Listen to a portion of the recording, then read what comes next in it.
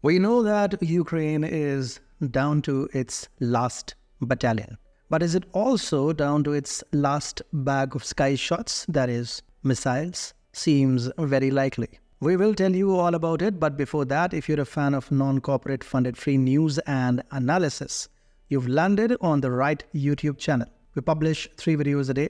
First at 9:15 a.m. EST, second at 1:30 p.m. EST, and the third at 5:30 p.m. EST. So if that's of interest to you, tell us, if wars are not won with weapons, then why does Zelensky keep crying for weapons? Okay, let's begin. The Washington Post reports a critical situation in Ukraine's defense, with missile stocks for air defense systems possibly depleting by March's end. Despite significant financial support from the US and the European Union, this shortage threatens Ukraine's missile interception capabilities, potentially reducing their defense against Russian missiles to intercepting just 1 out of every 5. The effectiveness of missile defense has been a key to maintaining normalcy in urban areas, but the current crisis could impact civilian life significantly and allow Russia to make territorial gains by summer. Moreover, an advisor depicted a dire picture of morale and momentum on the front lines, comparing the low spirits to poor Wi-Fi connectivity, highlighting fears among young men of being mobilized to fight with insufficient weaponry. Echoing this sentiment, CIA Director William Burns, in a narrative reminiscent of a cautionary tale told before bedtime, spoke to lawmakers earlier in March. He painted a stark picture of Ukraine's potential territorial losses, suggesting that without a hefty infusion of US aid, the country's map might look significantly different by the time summer graces us with its presence. On the fiscal front, the financial wizards at the Kiel Institute for the World Economy, a German research organization, have been crunching some serious numbers.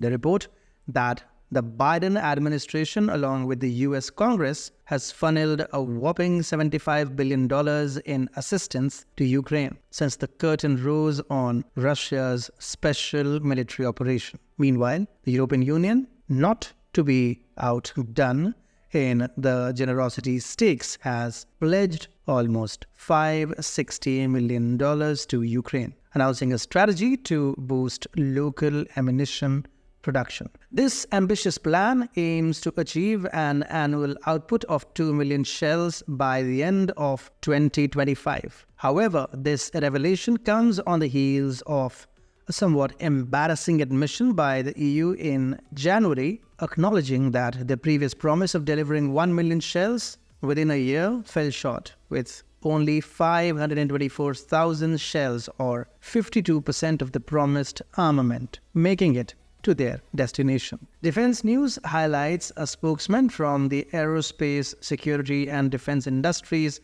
Association of Europe, or ASD, pointing out that the EU is sprucing up its funding efforts by creatively reallocating money from the European Defense Fund's coffers. Meanwhile, across the pond and throughout Europe, the military aid being shipped to Ukraine could be mistaken for a garage sale of the obsolete, as the national interest critiques the quality of weapons sent to Ukraine as little more than junk. The West's approach of offloading antiquated equipment on Ukraine is merely delaying the inevitable, akin to using a band-aid on a broken dam. With Russia flaunting more advanced systems, the effectiveness of NATO's Soviet-era contributions to Ukraine's arsenal has been minimal.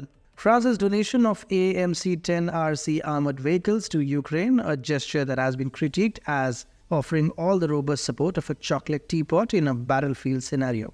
Zooming out, the narrative unfolds further to reveal that Ukraine's arsenal is on a fast track to becoming a museum of the obsolete, stocked with weapons that might look more at home in a history lesson than on a modern battlefield. Meanwhile, as Russian officials wave red flags about the futility of these military aid packages, accusing them of merely adding fuel to the fire, the Western response has been to cast Russia as the one running low on supplies, a narrative twist rich in irony. The reality paints a picture of the West and Ukraine not as the fully stocked protagonists of this story, but rather as characters scrambling in a scene marked by economic challenges and industrial hurdles, like contestants in a game show challenge gone awry, where the grand prize seems increasingly out of reach. We began the video with the statement, "Ukraine is down to its last battalion." If you do not know which esteemed battalion it is, here is a quick video.